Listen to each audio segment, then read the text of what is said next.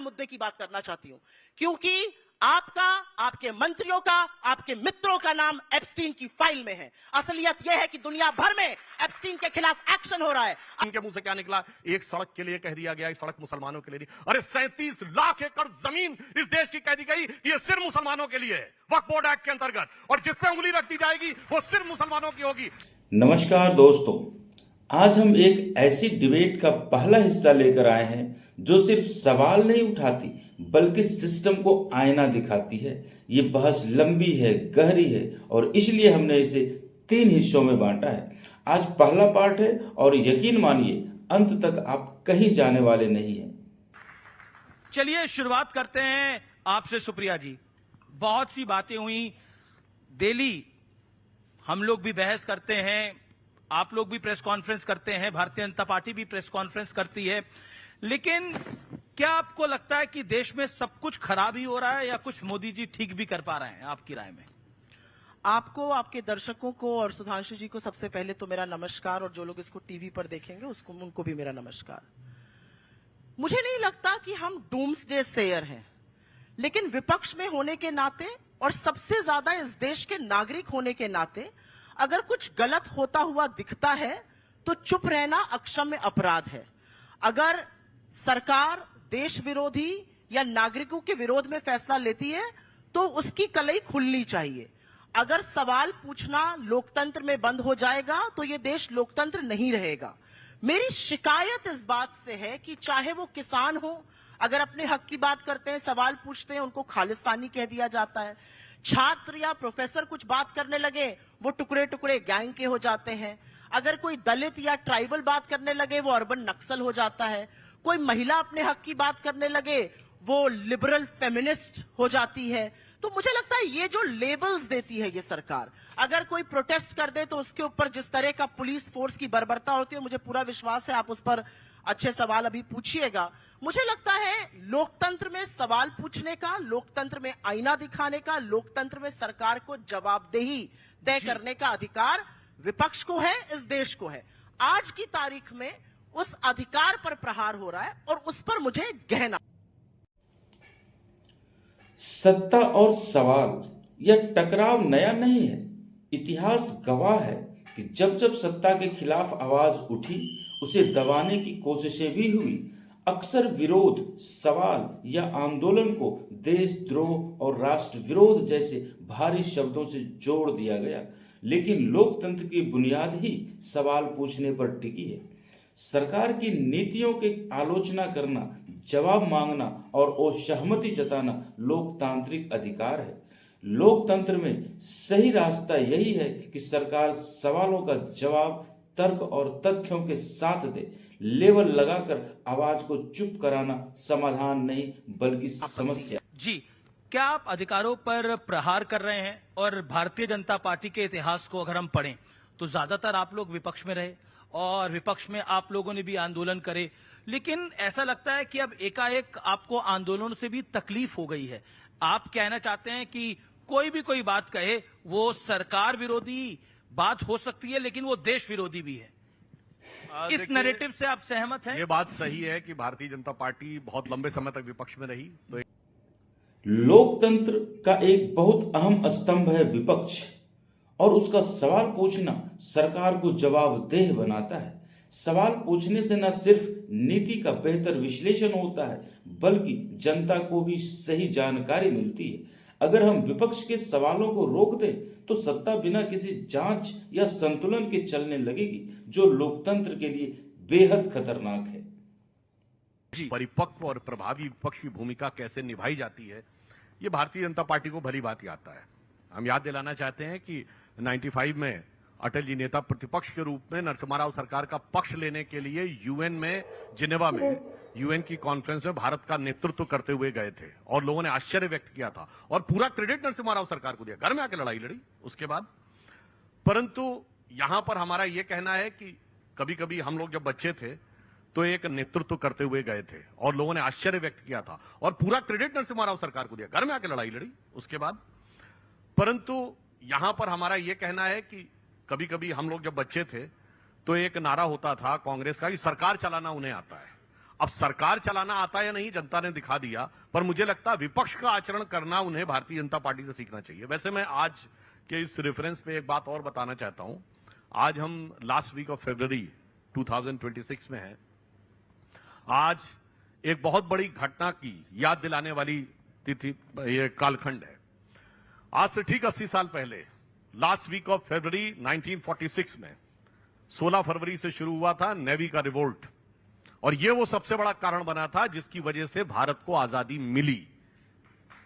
दूसरा, मैं यह भी याद दिलाना चाहता हूं, फरवरी 2026 में हम बैठे हैं, आज से ठीक 30 साल पहले फरवरी 1996 में गैरी कास्परोव जो चेस चैंपियन थे, वर्ल्ड चेस चैंपियन, और आईबीएम के कंप्यूटर डीप ब्लू के बीच में शतरंज की बाजी हुई थी।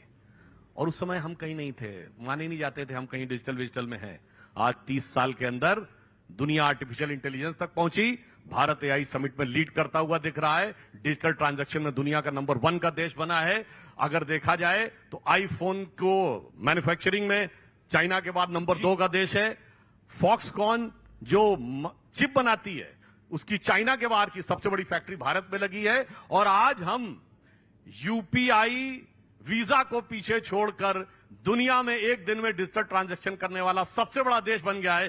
30 साल में भारत कहां से कहां तक पहुंचा है, मुझे लगता है इस चीज को ईमानदारी से स्वीकार करना चाहिए। इसमें कोई पार्टी पॉलिटिक्स की बात नहीं। बिल्कुल, मैं टाइम लिमिट को मैं कह रहा हूं कृपा करके जरूर फॉलो करें, छोटे छोटे जवाब रखें, ज्यादा से ज्यादा मुद्दे हम कवर कर सकें।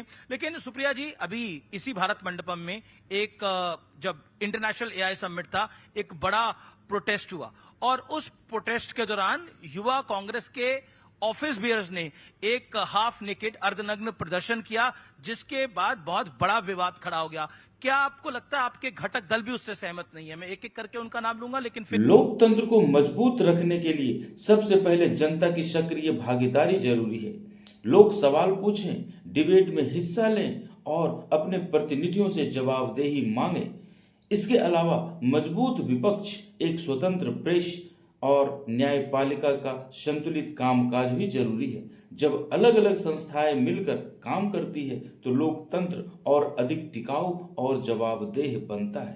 फिर भी मुझे ऐसा लगता है युवा कांग्रेस ने जो किया उसका मैं समर्थन करती हूं, और पूरी जिम्मेदारी से समर्थन करती हूं। इसलिए समर्थन करती हूं क्योंकि लोकतंत्र में प्रोटेस्ट करना हमारा संवैधानिक अधिकार है, पहली बात। और मैं उस मुद्दे को छूना चाहती हूं जो मुद्दा आप लोगों ने अपने टेलीविजन चैनल्स पर उठाया। 2 मुद्दे आपने उठाए, आपने और बीजेपी ने जुगलबंदी में देश की छवि का एक मुद्दा उठाया, और दूसरा मुद्दा आपने उठाया कि इस जगह नहीं होना चाहिए था। प्रोटेस्ट कोई अपने घर के ड्राइंग रूम में बैठकर तो नहीं करेगा।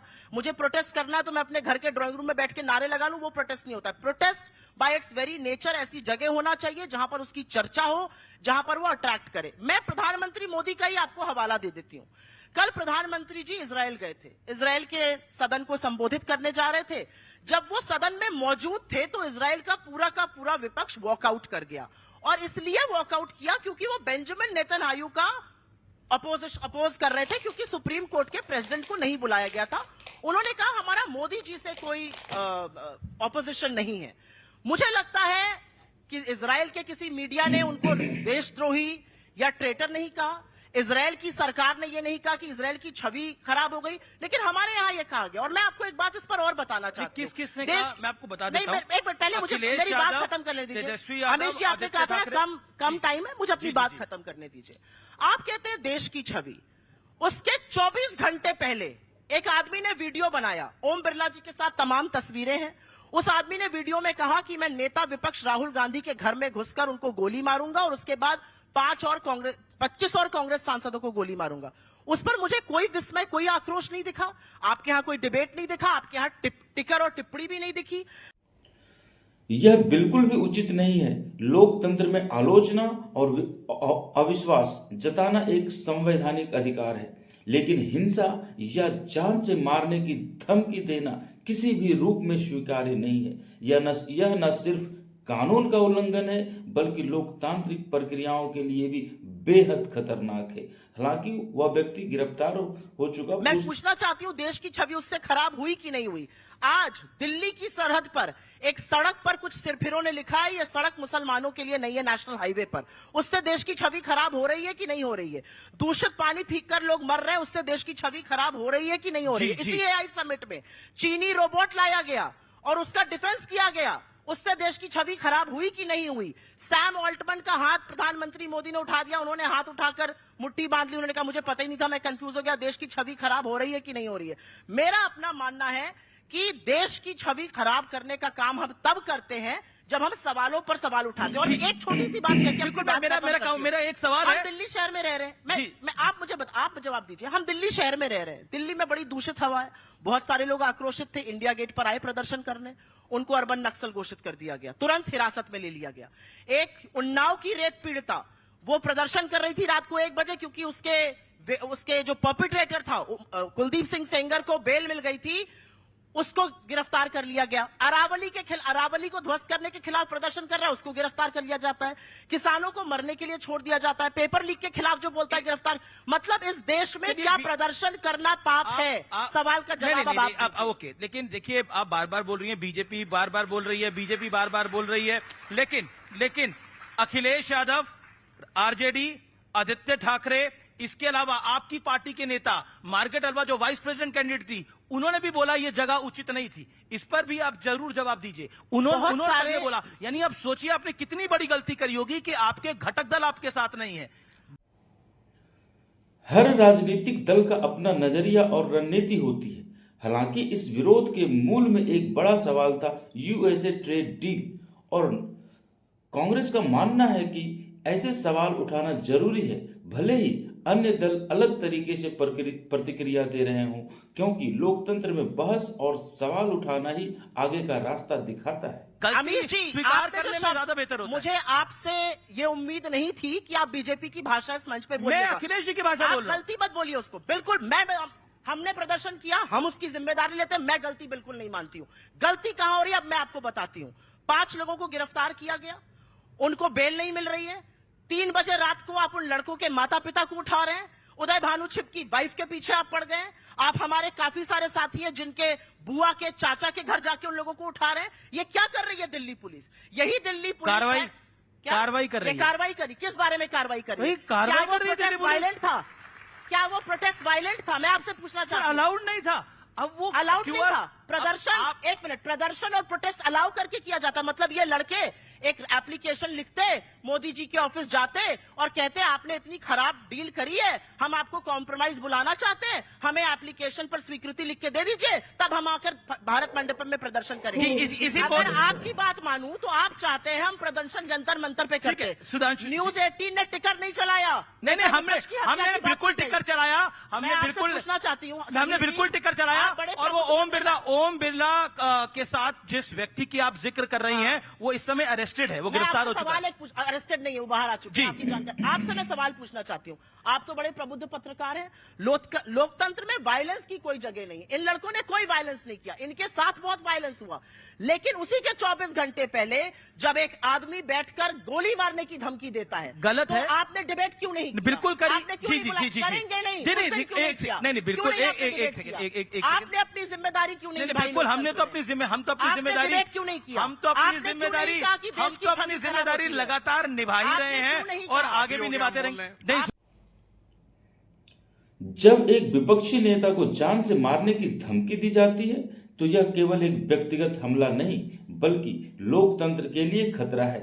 ऐसे मामलों पर गंभीरता से और त्वरित प्रतिक्रिया होनी चाहिए, न कि सिर्फ मार्मिक सवालों के बीच की राजनीति। इस तरह के मुद्दों पर देश की छवि खराब होती है। देश की छवि, जब आप लोग बीजेपी की भाषा बोलते हैं तब खराब। हम देश की भाषा बोल रहे हैं और जनता भी देश की भाषा बोल रही है। आप बीजेपी की भाषा नजर आ रही है, ये सब जानते हैं, आपका ऑडियंस भी जानता है। मुझे ज्यादा कहने की जरूरत नहीं। मैं कोर्ट को मानता हूं और कोर्ट ने जितने युवा कांग्रेस के नेता थे उनको रिमांड दी है, कोर्ट की बात मैं मानता हूं। आज उसी कोर्ट ने अरविंद केजरीवाल को एक्विट करा है, उसी कोर्ट ने। आज उसी तो कोर्ट पे ने विश्वास करना पड़ेगा या नहीं करना अच्छा, पड़ेगा? अमीश जी आप बहुत शो शिवाजी। करते हैं, आप एजेएल पे बहुत शो करते हैं। उसी कोर्ट ने पंचकुला में खारिज कर दिया पूरा केस। आपने टिकर नहीं चलाया, आपने डिबेट नहीं किया। दिक्कत की बात यह मीठा मीठा गप और कड़वा कड़वा थूक नहीं होता है। नहीं, हम मीठा मीठा भी गप कर सकते हैं और ज्यादा कड़वा कड़वा भी खाते हैं। जो कांग्रेस और बीजेपी दोनों से नहीं आया वो ओके। नहीं चिपकेगा। वैसे उस केस पे पहली प्रेस कॉन्फ्रेंस अजय माकन जी ने की थी। आरोप कांग्रेस की तरफ से लगा, इसे कहते हैं मीठा मीठा गप कड़वा कड़वा थू। अब दूसरी बात ये होती है, आप लोकतंत्र खिलाफ में है या साथ है? आप अपने आप तो ये बताइए ना, आप खिलाफ है कि साथ है? आप देखिए, इन्होंने कहा लोकतंत्र में वायलेंस के लिए कोई जगह नहीं होनी चाहिए, मगर गुस्ताख नबी की एक ही सजा, सरतन से जुदा, सरतन से जुदा। वाह, इसमें कोई समस्या नहीं है, इसमें कोई वायलेंस नहीं है। और यह कहा नहीं गया, उदयपुर में कर दिया गया। और करने के बाद उन लोगों पे यूएपीए नहीं लगा, मगर अशोक गहलोत की सरकार ने, हमारी पार्टी छोड़िए, हम तो विपक्ष में थे, इनकी पार्टी के जो पायलट ग्रुप के सांसद थे उन पे सिडेशन का कानून लगाया। ये होती है फादर जोसेफ का हाथ काट दिया जाएगा केरल में। नहीं, वो हिंसा थोड़ी होती है, वो हिंसा नहीं होती है, दूसरी चीज हिंसा होती है। अब मैं जहां प्रदर्शन की प्रोटेस्ट की बात करना चाहता हूं, अभी सत्ताधारी प्रवक्ता ऐसा नहीं कह सकता, क्योंकि यह सीधे तौर पर भेदभाव और असमानता का प्रदर्शन है। एक सड़क सार्वजनिक संपत्ति है और किसी भी नागरिक का उस पर समान अधिकार है, चाहे उनकी धर्म या पृष्ठभूमि कुछ भी हो। इस तरह की बयानबाजी न सिर्फ असंवैधानिक है, बल्कि समाज में नफरत और बंटवारे को बढ़ावा देती है। वो अंतर्राष्ट्रीय विषय होते हैं। कोई क्लाइमेट चेंज पे प्रोटेस्ट करता है, कोई ह्यूमन राइट्स पे प्रोटेस्ट करता है। आपने देखा होगा, अमेरिका में है, जेनेवा में। मगर ये बताइए, आप तो कह रहे हैं आप सरकार के मामले के लिए कर रहे थे, तो ये घर के अंदर आए हुए मेहमान के मुंह से क्या निकला? एक सड़क के लिए कह दिया गया, एक सड़क मुसलमानों के लिए नहीं। अरे 37 लाख एकड़ जमीन इस देश की कह दी गई कि ये सिर्फ मुसलमानों के लिए है, वक्फ बोर्ड एक्ट के अंतर्गत, और जिस पे उंगली रख दी जाएगी वो सिर्फ मुसलमानों की होगी, बाकी कोई कोर्ट नहीं जा सकता। खैर, अब हम आते हैं प्रोटेस्ट के मुद्दे के ऊपर। प्रोटेस्ट किया जाता है, अंतर्राष्ट्रीय मामलों में प्रोटेस्ट होता है, मगर किन मुद्दों पे होता है? वो होता है सड़क के बाहर, आयोजन के बाहर। दूसरा, वो अंतर्राष्ट्रीय विषय होते हैं। कोई क्लाइमेट चेंज पे प्रोटेस्ट करता है, कोई ह्यूमन राइट्स पे प्रोटेस्ट करता है। आपने देखा होगा, अमेरिका में है, जेनेवा में। मगर ये बताइए, आप तो कह रहे हैं आप सरकार के मामले के लिए कर रहे थे, तो ये घर के अंदर आए हुए मेहमानों के सामने सरकार से डिमांड करने का प्रोटेस्ट का तरीका क्या था? दूसरी बात, जहां पर 20 देशों के राष्ट्राध्यक्ष हों, यूएन सेक्रेटरी जनरल हो, जहां 100 देशों के प्रतिनिधि हों और वर्ल्ड की सारी टॉप आईटी कंपनीज के चीफ हों, जी, यानी सुरक्षा की संवेदनशीलता की दृष्टि से वो भी राष्ट्राध्यक्ष के समकक्ष हैं, वहां पे आकर जानते हैं प्रदर्शन कैसे होता है? When the leadership becomes directionless, then the ideas become shameless and the protest become topless. ये प्रॉब्लम हो जाती है उन लोगों के साथ। और वो सुनिए, वो बब्बर शेर जो थे, जो राहुल गांधी जी ने कहा, वो बब्बर शेर अमेठी और आजमगढ़ से जाके शिमला के रिजॉर्ट पे जाके बैठ गए। और सुनिए कितनी मजेदार बात है, वो बब्बर शेर वहां जाके बैठ गए और जब पुलिस उनको लेने के लिए गई तो वो हिमाचल की पुलिस, सोचिए वो हिमाचल की पुलिस जिसको हिमाचल में चौराहे और सड़क पे खड़ी हुई मस्जिद बनी हुई 3 मंजिलें गैर कानूनी, जिनके लिए हिमाचल सरकार के मंत्री ने फ्लोर ऑफ द हाउस पे बोला, फ्लोर ऑफ द हाउस पे बोला गया बयान सरकार का बयान होता है। यानी सरकार के बयान के बाद भी जिस हिमाचल पुलिस की नजरें सजदे में झुकी थीं, वो आरोपियों के लिए जाकर बचाव में आए। वैसे एक और बात है, वैसे आरोपी और अपराधियों को पता नहीं क्यों कांग्रेस का रिजीम ज्यादा अच्छा लगता है। मुख्तार अंसारी ने भी पंजाब में जब इनकी सरकार थी, पंजाब की जेल में रहते हुए हाई कोर्ट में रिट दायर की थी कि मुझे पंजाब में ही रहने दिया जाए, मैं पंजाब में कांग्रेस सरकार के दामने रहमत में महफूज हूं, मैं उत्तर प्रदेश नहीं जाना चाहता। यानी पंजाब में कांग्रेस सरकार के स्नेहपूर्ण सानिध्य में मैं सुरक्षित हूं। तो मुझे लगता है कि, और मैं लास्ट में कहना चाहता हूं, अरे विरोध करिए ना, जो मुद्दे हैं सदन में उठाइए, आप उस विषय पे बात करिए। सदन में आज तक बताइए इन्होंने सो कॉल्ड महंगाई, सो कॉल्ड बेरोजगारी, इन सारे मुद्दों को उठाया। यूएस डील की बात होती है, यूएस डील का ड्राफ्ट कहां है अभी?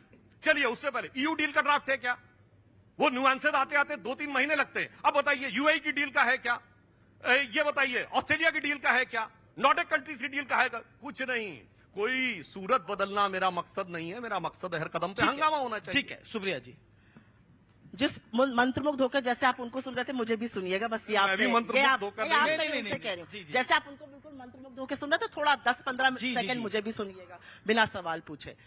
व्हाट्सएप फर्रे पढ़कर डिबेट करने में यह कमी होती है कि व्हाट्सएप अंकल जी फंस जाते हैं। फंस गए सुधांशु जी। सुधांशु जी ने क्या कहा, अंतरराष्ट्रीय मुद्दों पर अगर प्रदर्शन होता तो वो प्रदर्शन ठीक था। कॉमनवेल्थ गेम्स हो रहे थे यहीं दिल्ली में, आप प्रदर्शन कर रहे थे, कौन सा अंतरराष्ट्रीय मुद्दा था जरा मैं जानना चाहती हूं। तो कृष्ण करें तो लीला और हम करें तो पाप नहीं हो सकता है। आप बोलते बोलते बोल गए कि ड्राफ्ट नहीं है ट्रेड डील का। ट्रेड डील का ड्राफ्ट नहीं है, लेकिन ट्रेड डील पर बयान हो गया पीयूष गोयल जी का। पीयूष गोयल जी प्रेस कॉन्फ्रेंस कर रहे हैं, आप सब लोग जा जाके प्रेस कॉन्फ्रेंस कर रहे हैं। पीयूष गोयल जी पानी पी पीकर विपक्ष को गाली दे रहे हैं। आप तो 4 सवालों का जवाब दे दीजिए। अमेरिका से हमारी ट्रेड डील महीनों से फंसी हुई थी। एकाएक 30 मिनट की कॉल पर ट्रेड डील हो जाती है। इतनी जल्दबाजी क्यों थी? क्योंकि उसके बाद तो अमेरिका के सुप्रीम कोर्ट ने उस टैरिफ को ही बैन कर दिया जो डोनाल्ड ट्रंप ने लगाया था। लेकिन आपने क्या क्या माना?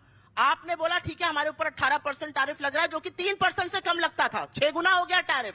आप उस पर अपने आप को माला पहनवा रहे थे। लेकिन आपने क्या क्या माना? आपने माना कि हम अपना बाजार आपके लिए खोल देंगे, हम $500 बिलियन का सामान आपसे खरीदेंगे, हम आपकी चीजों पर ट्रेड का जो टैरिफ है वो शून्य करेंगे, हम रूस से तेल खरीदना आपके कहने से बंद करेंगे। अमेरिका कौन होता है कहने वाला? वो हमसे ये कह रहा है कि आप रूस से तेल नहीं खरीदिएगा, और ये भी कह रहा है हम एक कमिटी सेटअप कर रहे हैं जो आपके ऊपर निगरानी रखेगी। क्या हैसियत है अमेरिका की एक संप्रभुत्व राज्य हिंदुस्तान से ये कहने की? We are a sovereign republic. कौन हमसे कह सकता है? हंगरी जैसे छोटे से देश का आदमी कह रहा है हमारा सॉवरेन राइट है, हम डिसाइड करेंगे।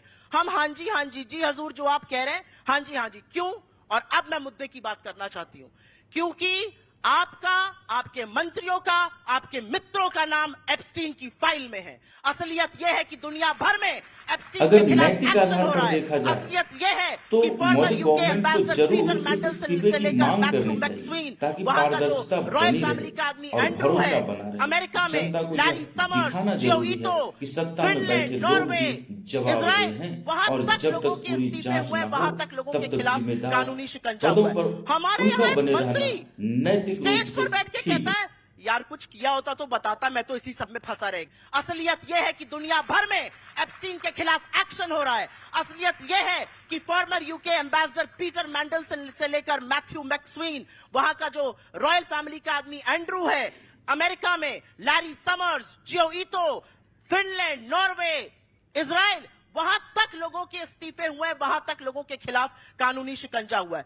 हमारे यहां एक मंत्री स्टेज पर बैठ के कहता है यार कुछ किया होता तो बताता, मैं तो इसी सब में फंसा रह गया। क्या मंशा है आपकी? आपने 64 मेल लिखी, मैं हरदीपपुरी की बात कर रही हूं। असलियत यह है कि फॉर्मर यूके एम्बेसडर पीटर मैंडलसन से लेकर मैथ्यू मैक्सवीन, वहां का जो रॉयल फैमिली का आदमी एंड्रू है, अमेरिका में लैरी समर्स, जियो ईतो, फिनलैंड, नॉर्वे, इजराइल, वहां तक लोगों के इस्तीफे हुए, वहां तक लोगों के खिलाफ कानूनी शिकंजा हुआ है। हमारे यहां एक मंत्री स्टेज पर बैठ के कहता है यार कुछ किया होता तो बताता, मैं तो इसी सब में फंसा रह गया। क्या मंशा है आपकी? आपने 64 मेल लिखी, मैं हरदीपपुरी की बात कर रही हूं। आप लोगों ने उनका इंटरव्यू किया, 64 मेल लिखी, 14 बार आप उनसे मिले। एप्स्टीन पूरा सिलसिलेवार तरीके से कैसे अनिल अंबानी से वो मिल रहे हैं, कैसे वो मोदी जी को सलाह दे रहे हैं, क्या क्या तारीखें बन रही है, मैं उस सबका विवरण कर सकती हूं। मैं सिर्फ एक चीज पूछना चाहती हूं, हमारा देश जो धार्मिक, जो अध्यात्म की धुरी माना जाता है, ऐसे देश में एक व्यक्ति जो एप्स्टीन जैसे घिनौने दरिंदे से लगातार बात कर रहा है, आपकी सरकार में मंत्री क्यों बना हुआ है? क्या नैतिकता, क्या मर्यादा ये डिमांड नहीं करती है कि आप उसको अपनी सरकार से निकाल बाहर करिए? जवाब इतना बड़ा दरिंदा आपकी सरकार में बैठा हुआ, बैठे हुए क्या बात करते हैं? तो दोस्तों ये था इस डिबेट का पहला हिस्सा, लेकिन कहानी यही खत्म नहीं होती। अगले पार्ट में हम उन मुद्दों पर जाएंगे जिन पर अब तक चुप्पी साधी जाती रही है। इसलिए वीडियो को लाइक करें, शेयर करें और नोटिफिकेशन ऑन रखें, क्योंकि कल आने वाला पार्ट और भी ज्यादा तीखा होने वाला है। तब तक के लिए बहुत बहुत धन्यवाद।